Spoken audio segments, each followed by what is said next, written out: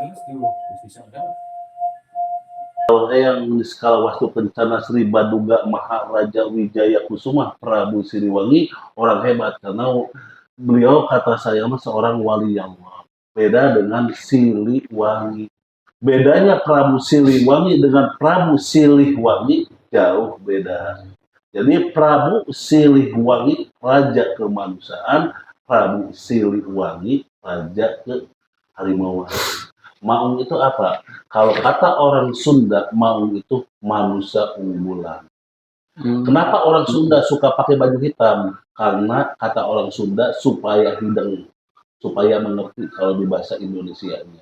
Jadi simbolnya hidung itu bukan aliran atau istilahnya bukan aliran, tapi menyimbolkan orang Sunda harus hidung. Hidung itu harus mengerti apa yang akan dikerjakannya, apa yang akan diperbuatnya, apa yang akan dilakukannya. Yang saya dengar Akang itu benar-benar punya pusaka asli Pajajaran. Itu berupa apa, Kang? Berupa kujang. Oh. Bolong 9. Karena kalau kujang itu sesuai ukuran bolong. Oh, bolong. Kata Sunda mah bolong.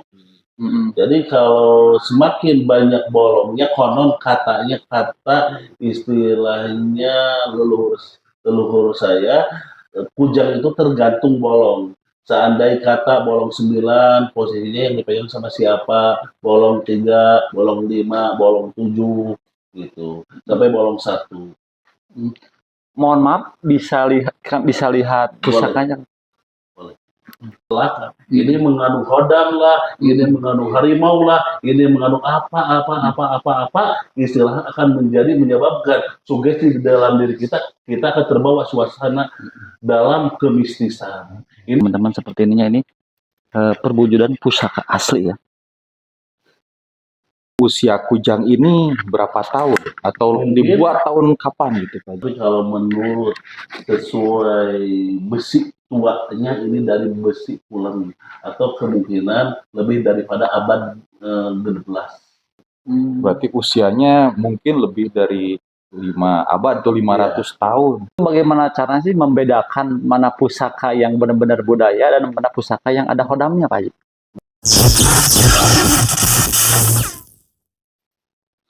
Bismillahirrahmanirrahim. Assalamualaikum warahmatullahi wabarakatuh. Selamat datang di channel Kang Nazar. Pada kesempatan kali ini saya sedang berada di rumah seorang pakar spiritual yang sudah terkenal sekali dan banyak pengunjungnya ya. Karena beliau inilah seorang Pak Haji ya, namanya Pak Haji Udan kalau tidak salah, dan beliau ini selalu dikunjungi orang-orang yang mempunyai kebutuhan, misalkan ingin berobat baik medis maupun pengobatan non medis. Selain itu juga beliau juga mempunyai berbagai benda pusaka yang banyak sekali, dari keris, kujang, kemudian benda-benda zaman dahulu yang beliau kumpulkan. Batu-batunya juga banyak ya. Dan itu beliau dapatkan dari perjalanan, perburuan, dan bahkan warisan dari orang tua begitu teman-teman. Dan ini sangat luar biasa luar biasa sekali ya teman-teman, karena ada teman saya juga gitu yang diobati, yang menurut istilah kerennya tuh di refresh supaya kembali lagi menjadi segar bugar gitu, dan energi negatif yang ada di dalam tubuhnya juga hilang. Nah buat teman-teman yang penasaran gitu ya, bagaimana cara pengobatannya, apa saja yang bisa diobati, dan energi negatif apa yang ingin dihilangkan, saya bisa kasih tahu nomor handphone dan alamatnya.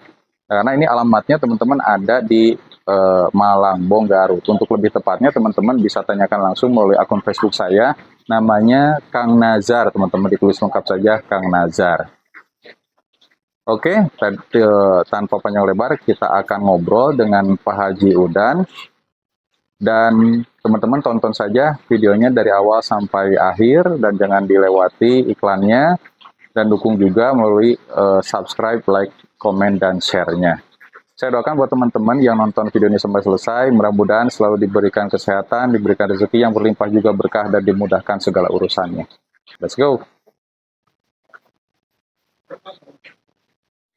Pak Haji ini teman-teman seorang ahli hikmah yang bisa mengobati penyakit medis, bahkan penyakit non medis, dan di sini luar biasa banyak sekali tamunya ya berkunjung ke rumah Pak Haji.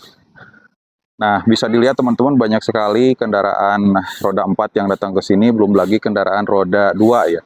Untuk alamatnya sendiri ini ada di Malangbong, Garut, Jawa Barat ya teman-teman.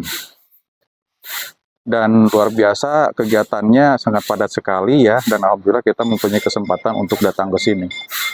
Kalau dilihat dari luar ya teman-teman, Pak Haji ini mempunyai berbagai jenis benda pusaka yang konon kabarnya mempunyai kekuatan gaib. Semisal yang kita lihat di sini ada bambu petuk teman-teman. Tuh.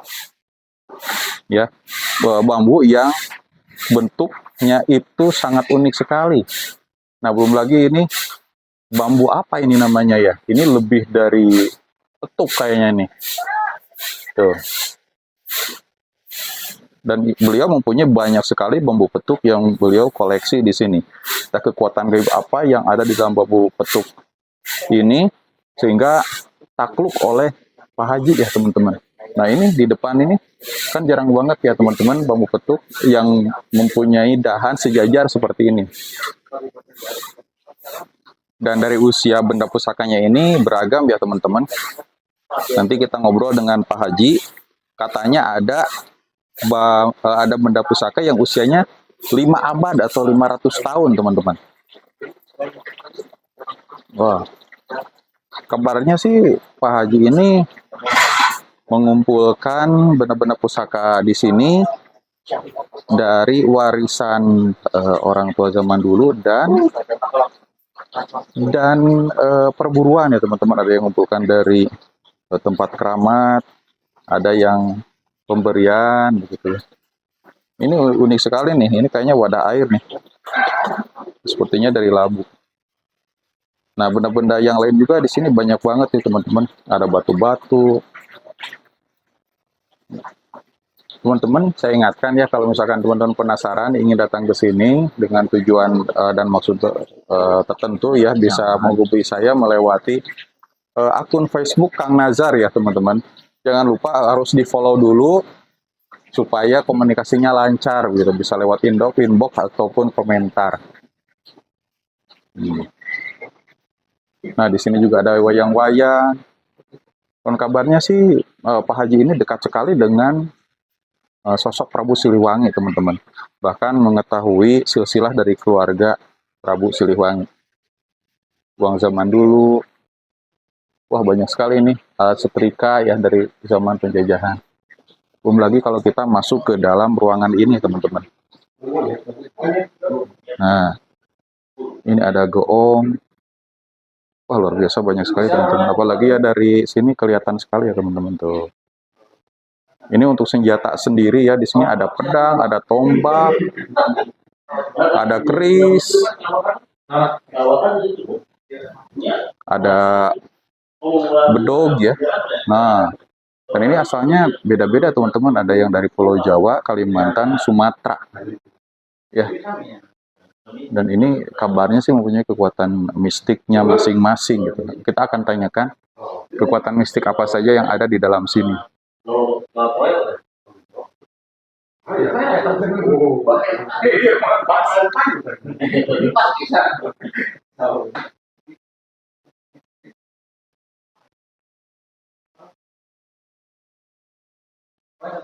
Oke teman-teman, kita lanjutkan lagi ngobrol dengan Pak Haji. Apa saja yang ada di ruangan ini teman-teman. Alhamdulillah teman-teman, sekarang saya bersama rekan-rekan lagi bersilaturahmi ke salah seorang pakar spiritual yang mungkin sangat terkenal di Tatar Sumedang. Beliau juga yang Garut, oh ya, mohon maaf, di Tatar Garut. Jadi yang saya dapat info bahwa beliau itu orang yang dekat sekali dengan Prabu Siliwangi dan mempunyai pusaka-pusaka kerajaan Pajajaran. Dan beliau juga ahli sekali dalam pengobatan-pengobatan yang baik itu medis ataupun non-medis. Untuk lebih jelasnya kita akan ngobrol-ngobrol santai bersama Kang Haji. Mohon maaf sebelumnya, Kang Haji sehat Kang Haji? Alhamdulillah. Mohon maaf, alhamdulillah baik juga. Mohon maaf kita mengganggu waktu santainya ya. Kita pengen ngobrol-ngobrol sebetulnya yang saya dapat info itu betul nggak sih Akang Haji itu bisa komunikasi atau dekat sekali dengan Sang Prabu dan mempunyai pusaka yang sangat mengerikan. Monggo Kang.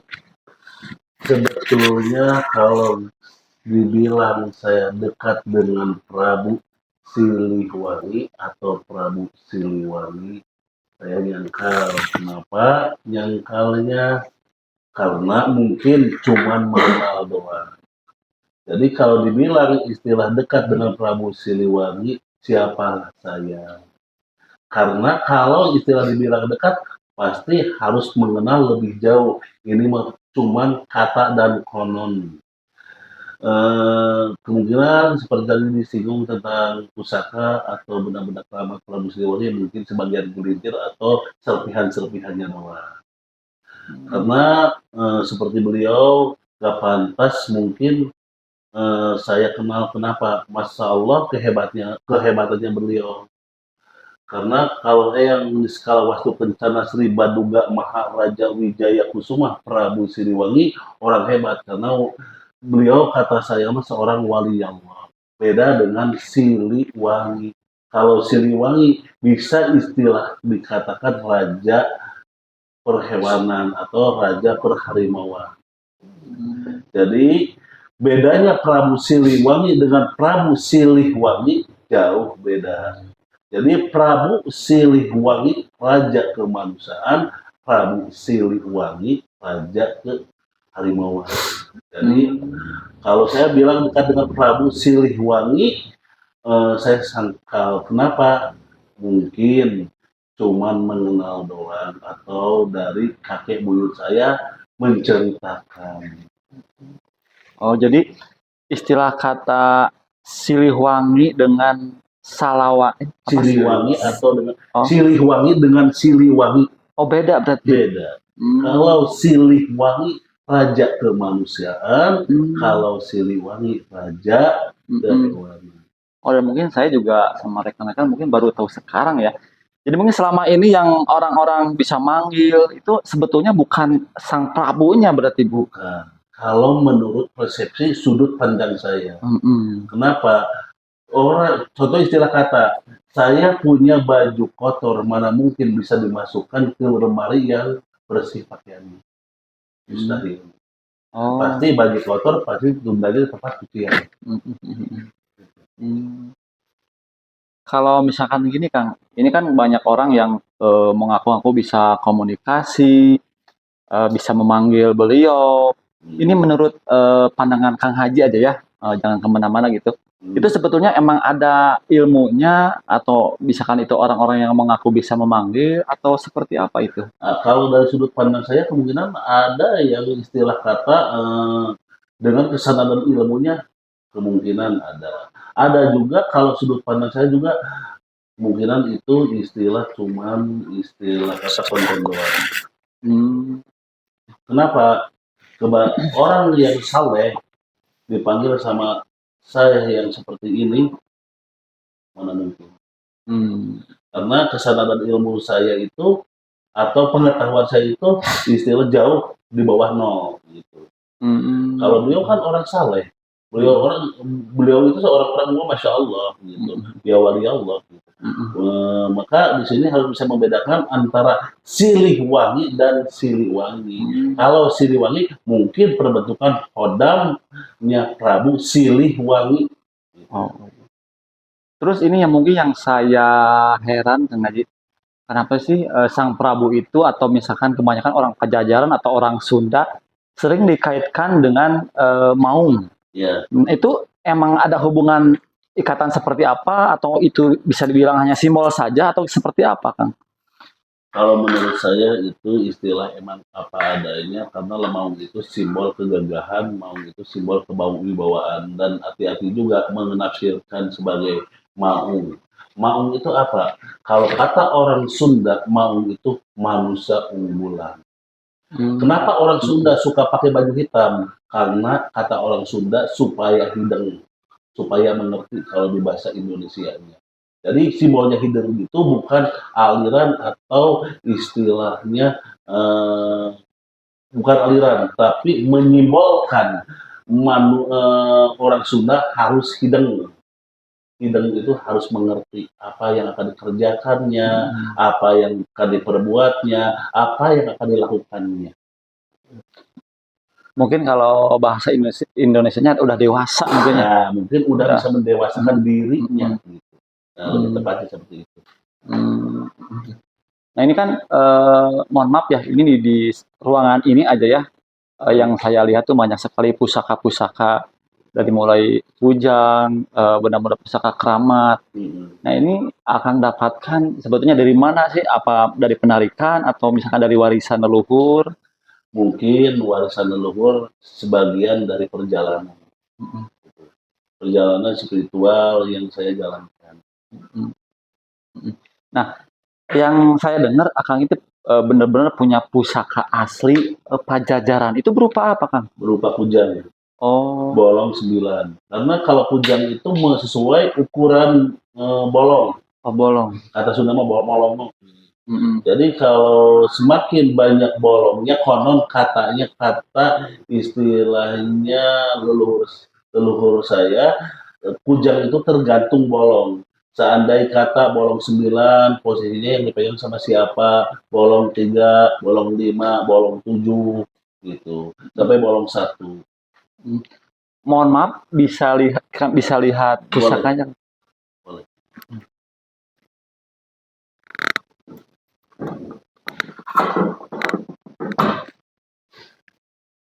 Oh, Nah, ini. Contoh istilah seperti ini, mm-mm. coba saya buka. Berarti kalau istilah bolong itu kan, misalkan tadi bolong 9, apakah Baik. itu ada kaitannya dengan Wali Songo itu? Karena Atau seorang wali Allah itu mungkin udah mengerti tentang kriteria keimanan dan keislaman. hmm, Kenapa udah mengerti tentang keimanan dan keislaman? Dengan filosofi bolong 9 itu kalau dari wedal atau hari kelahiran paling tinggi. oh, Contoh istilah, ini kan 9. oh iya, iya. 1, 2, 3, 4, 5, 6, 7, 8, 9. Oh iya. Mm-mm. Ini bolong 9. Gitu. Berarti ini asli peninggalan dari Pajajaran. Leluhur, insya Allah ini Kalau dari leluhur kita orang Sunda. hmm, bisa dipegang, Kang? Dilihat. Nggak apa-apa, jangan. Boleh, Nggak apa-apa itu nanti. nggak apa-apa. Serius, Kang? Serius, insya Allah.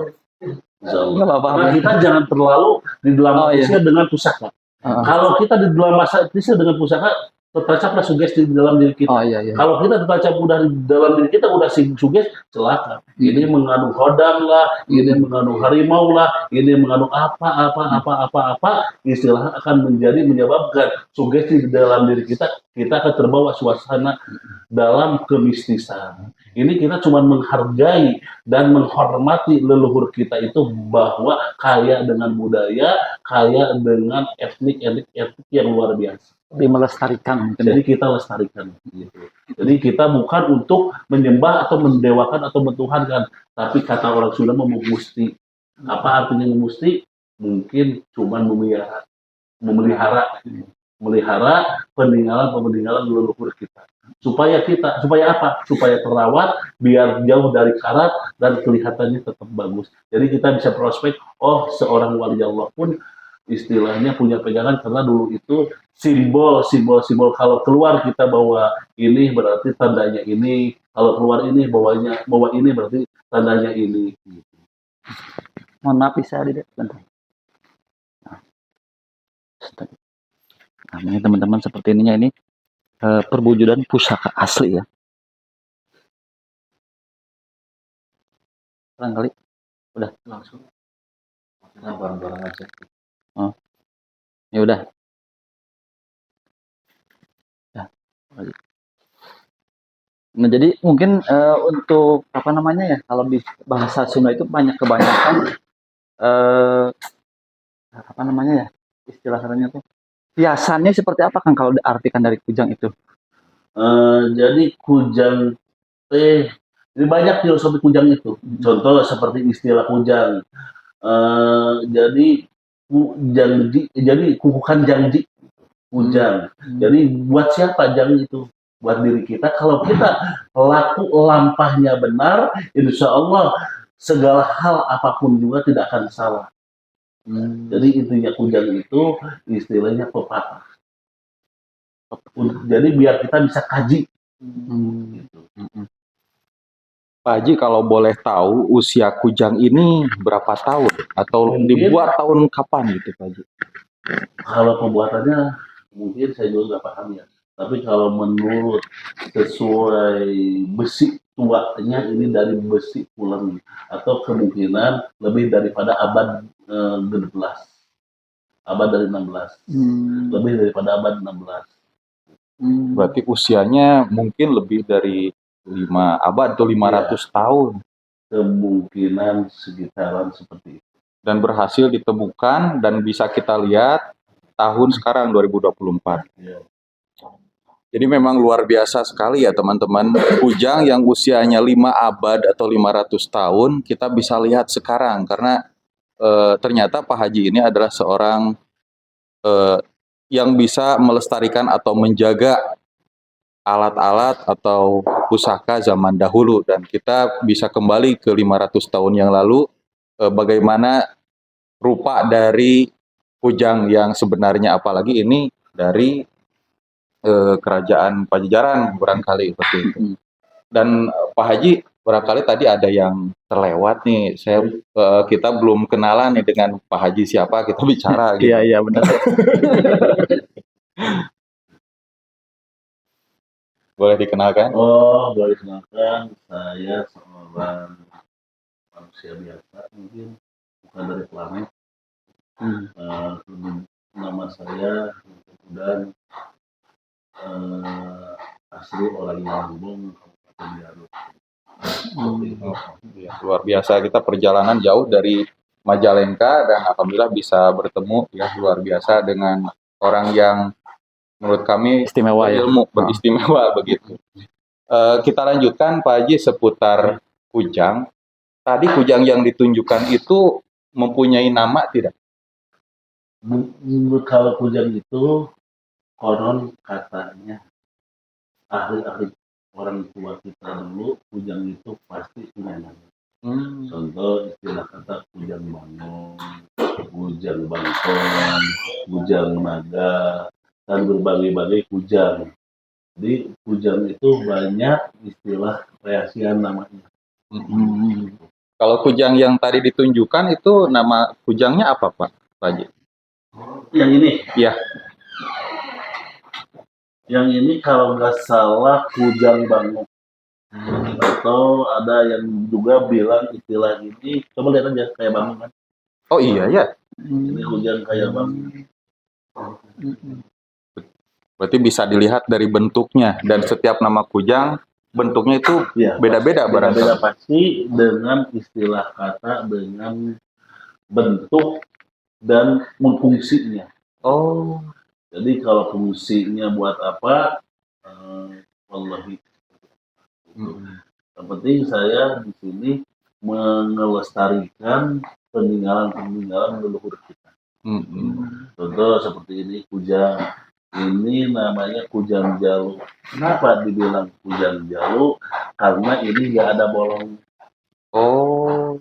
Ini kujang jalu nggak ada bolong. Berarti kalau bahasanya kujang laki gitu ya? Iya, berarti kujang juga ibarat kata ada jenis kelaminnya, ada laki-laki dan ada perempuan, atau jalu atau bikangna gitu orang Sunda mah. Mungkin konsepnya kayak gitu. Konsepnya gitu. Kan istilah jalu ada perempuan dan ada laki-lakinya. Siapa yang pegangnya dan apa fungsinya gitu. Maka diistilahkan kujang jalu dan kujang istilahnya umum. Contoh seperti ini kujang. Ini kan udah beda lagi. Ini bolongnya 5. Berarti minimal yang punyanya dulu putra mahkota. Oh. Nah seperti ini. Kan bolongnya 5. 1, 2, 3, 4, 5. Ini kebanyakan kujang simbol Pajajaran kan seperti ini. Seperti di tugu-tugu, di monumen-monumen seperti ini. Kalau yang tadi kan langka gitu. Berarti kalau yang tadi yang awal berarti yang punya juga udah orang kerajaan berarti. Orang kerajaan bolong 9. Oh. Nah, contoh seperti ini kujang resi. Resi. Oh. Kujang resi kan bolongnya satu. Oh iya ya. Oh. Berarti iya. Berarti kalau resi kalau zaman sekarang setingkat apa sih? Guru spiritual, penasehat. Oh, Guru spiritual. Nah ini bolong 3, beda-beda kan. Karena kalau orang Sunda itu dari dulu itu udah prospek kedepannya udah pas. Atau istilah seperti ini. Kujang kalau disatukan ini udah bentuknya kayak apa?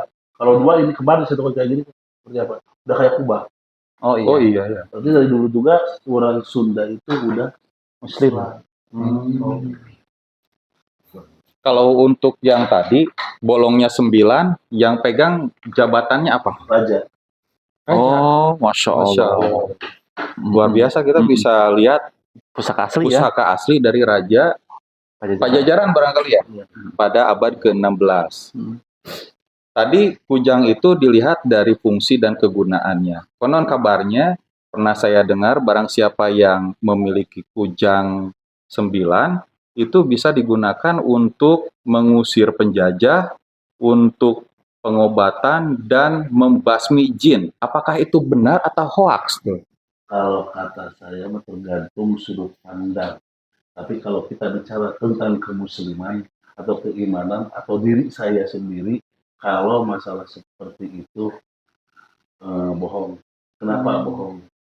Karena mengusir kemungkinan kalau mengusir penjajah. Kenapa?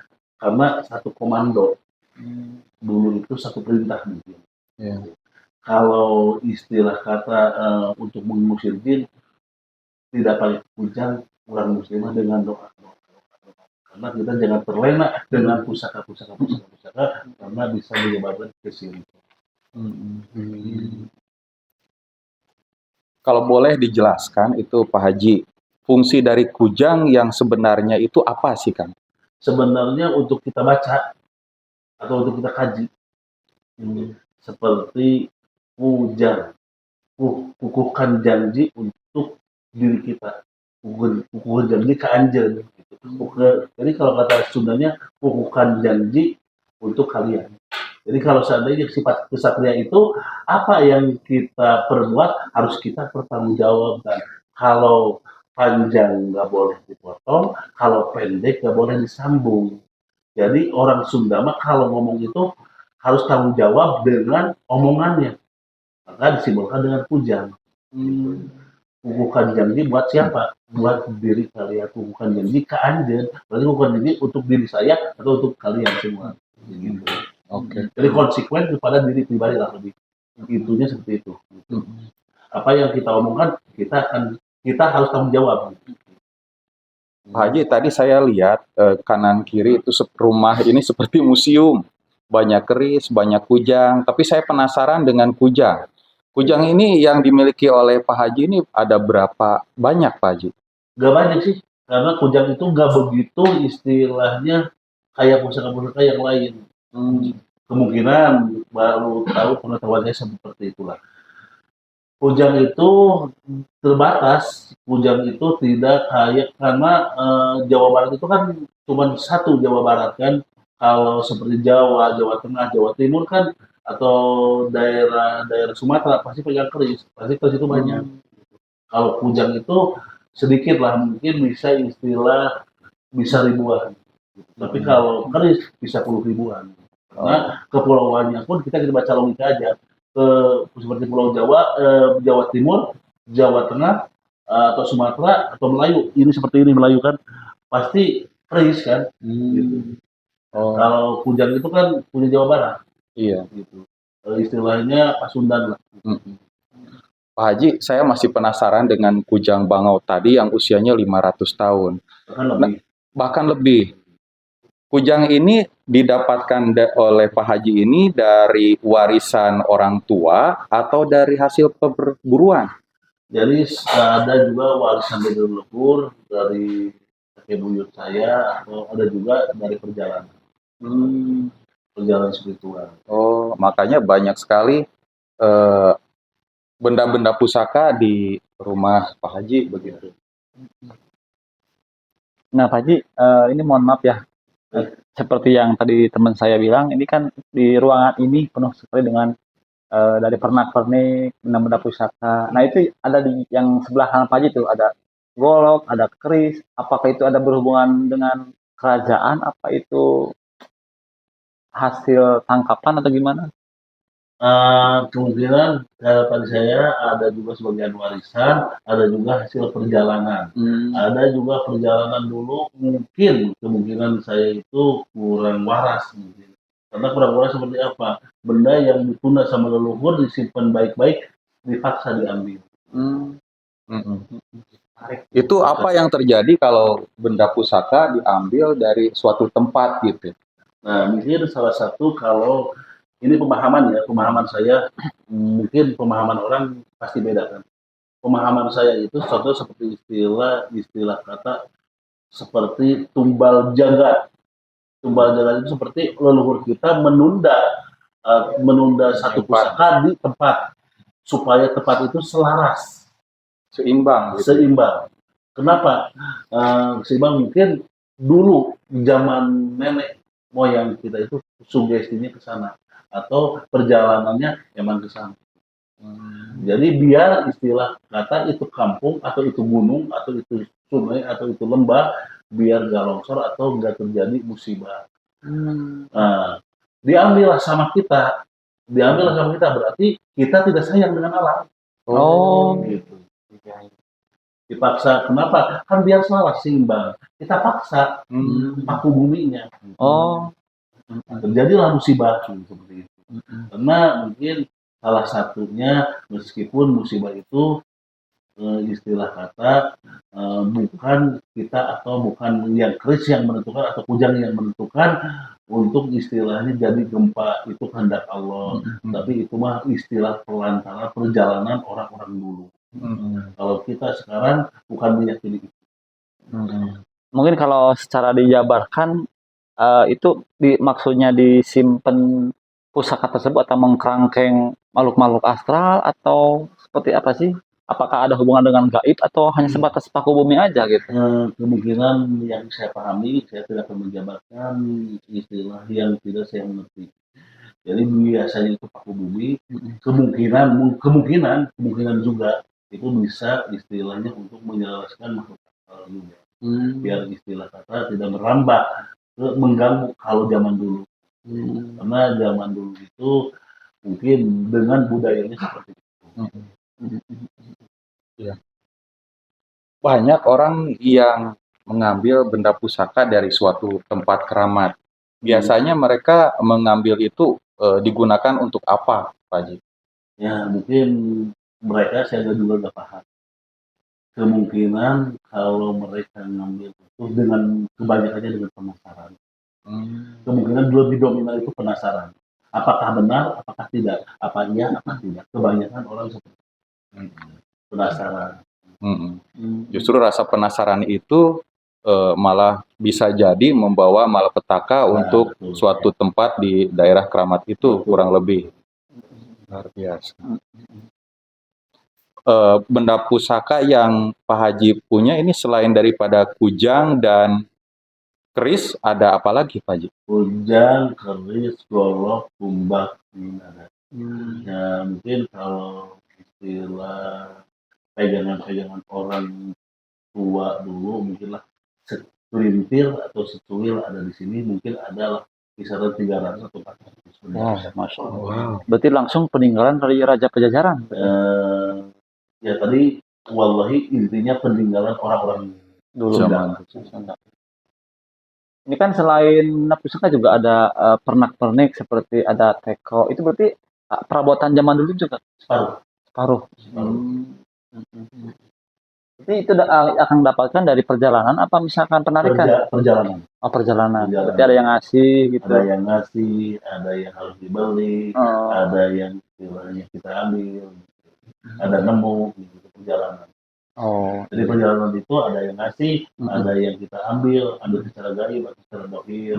Jadi secara dohir orang ngasih kita ambil. Nah mungkin ini satu pertanyaan yang mungkin teman-teman yang lihat dan rekan-rekan saya juga penasaran. Ini kan Kang Haji sangat mengerti sekali dengan dunia perpustakaan ya. Nah, itu bagaimana caranya sih membedakan mana pusaka yang benar-benar budaya dan mana pusaka yang ada hodamnya, Pak Haji? Nah, jadi kalau sebetulnya orang kita itu dikaitkan dengan etnik istilahnya hodam. Iya. Padahal eh, istilah kalau berbicara kita hodam itu apa sih sebenarnya? Coba hodam itu apa? Sebenarnya hodam itu utusan anak buah. Jadi kita jangan terlalu terlena dengan istilah hodam. Jadi orang yang mengerti bicara tentang hodam. Hodam itu seperti apa? Kan hodam itu pesuruh. Gitu. Artinya itu ya? Ya, artinya seperti kalau beliau, contoh istilah tadi, Eyang Skala Wastu Kencana Sri Baduga Maharaja Wijaya Kusuma Prabu Siliwangi, kan udah soleh, mungkin hodamnya banyak. Siapa hodamnya itu? Santri-santrinya. Itu hodam. Seandainya pun ada hodam istilahnya jin, mungkin beliau udah siar ke negeri jin, kemungkinan seperti itu. Iya. Jadi kembali ke pertanyaan, itu sebetulnya pusaka yang ada hodamnya itu benar nggak sih? Atau gimana itu menurut pandangan Abang? Jadi dulu kan dalam saya memang ada benda pusaka ada tuahnya. Ya lebih baiklah dibilang tuah. Tuhan. Terus cara membedakannya seperti apa? Jadi membedakan ada tuah dan tidaknya kalau kita mengerti dengan spiritual, dilihat pun udah merasa ke diri kita. Kalau misalkan yang polos-polos, Yang polos-polos, karena istilah gaib di semua orang itu pasti ada. oh ada. Contoh, apa gaib yang seperti polos-polos? Apa yang gaib seperti polos-polos? Perasaan. Perasaan, buluk-buluk, itu gaib. Oh iya. Dimensi itu udah kebuka. Gitu. Itu udah antara dimensi dan dimensi lain udah bergesekan. Udah bersentuhan, oh ini, kok ngeri lihat ini ya? Contoh istilah, seperti ini. Kok ngeri ya lihat ini? Gitu. Berarti secara tidak langsung ini ada hodamnya. Seperti itu. Nah ini kan Kang Haji sangat apa namanya paham sekali ya di dunia spiritual. Mungkin kan sepintas Kang Haji juga yang saya dengar sering mengobati orang-orang. Nah mungkin kan pasti ada aja orang yang bertanya, itu kan kalau pengobatan ke Kang Haji itu apa aja sih yang Kang Haji bisa obati gitu. Mungkin bisa sedikit enggaknya diterangkan di video ini. Jadi kalau pengobatan di sini saya kombinasikan. Jadi dikombinasikan antara kebatinan sama medis. Contoh kanker payudara, kanker serviks, istilah kata stroke, lumpuh, diabetes. Jadi dikombinasikan dengan alam lagi. Contoh pakai herbal. Jadi herbal ini bukan untuk menyembuhkan tapi membantu untuk meringankan dan meredakan, dan kalau cocok itu bisa juga jadi sembuh kalau dengan izin Allah. Akang Haji, saya pernah dengar ya dari seorang ahli hikmah, katanya orang yang punya sakit diabetes dan beberapa penyakit yang lainnya yang mengakibatkan, mohon maaf, hubungan berkuda antara suami dan istri itu jadi lemas gitu, si senjatanya. Memang itu bisa berdiri lagi begitu? Insya Allah dengan izin Allah. Insya Allah dengan izin Allah, dengan syariat saya obati. Karena kenapa? Sistem syarat untuk kejantanan seorang laki-laki banyak istilahnya endapan gula sirkulasinya. Jadi itulah yang nggak fungsinya.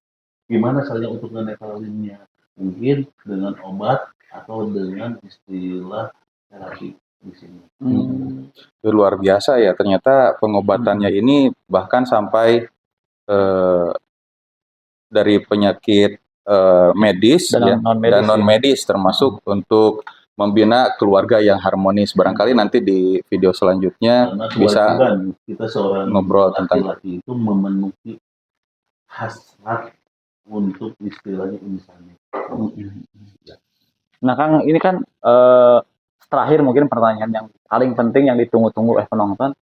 Biasanya suka ada yang nanya gini, Kang, itu kalau misalkan saya pengen berkunjung ke Kang Haji, bisa untuk kekayaan nggak? Kan banyak orang-orang yang pengen uang secara instan. Nah itu pasti ada aja itu. Kang Haji menanggapinya seperti apa? Apakah banyak orang yang kesini yang mau minta kekayaan, pengen kaya mendadak? Nah itu pandangan Kang Haji seperti apa? Bisa nggak datang ke sini gitu? Kalau untuk kekayaan secara instan saya tidak bisa. Kenapa secara instan saya tidak ngabdi dengan jin? Tapi kalau pengen berkah rezeki, kalau pengen berkah duniawi mungkin saya bisa tuntun. Kalau untuk istilahnya duniawi biar berkah, ayo kita berbalik ibadah dengan saya tuntun. Kalau untuk instan saya tidak bisa karena saya bukan Tuhan atau bukan Allah. Kemungkinan lebih telaknya saya bukan orang istilahnya untuk istilahnya menyelesaikan kita. Iya betul. Jadi kalau misalkan ada orang yang tiba-tiba datang ke sini pengen kaya raya, mungkin beda jalan cerita. Yang penting dari sini kaya, tapi jalannya nggak instan seperti itu. Betul. Kalau dengan doa bareng-bareng kita ibadah, ayo. Oh, Tapi kalau instan tiba-tiba dengan istilah menduakan Tuhan atau menduakan lebih telaknya bukan Tuhan Allah, naudzubillah summa naudzubillah. Ya, terima kasih Kang Haji atas penjelasannya. Mudah-mudahan saya sama rekan-rekan dan juga teman-teman semua yang lihat video ini bisa tercerahkan dengan penjelasan yang Kang Haji jelaskan. Bagi teman-teman semua yang penasaran dengan nomor kontak atau alamat, mungkin kita cantumkan di deskripsi ya dengan memfollow akun Facebook kita masing-masing. Jadi yang nanya alamat, follow dulu, nanti bisa via inbox atau komentar. Soalnya kalau nggak di-follow dulu, kadang komentar suka nggak muncul ya. Mungkin seperti itu. Terima kasih Kang Haji. Mudah-mudahan Kang Haji sehat selalu ya. Kami pamit undur diri. Wassalamualaikum warahmatullahi wabarakatuh.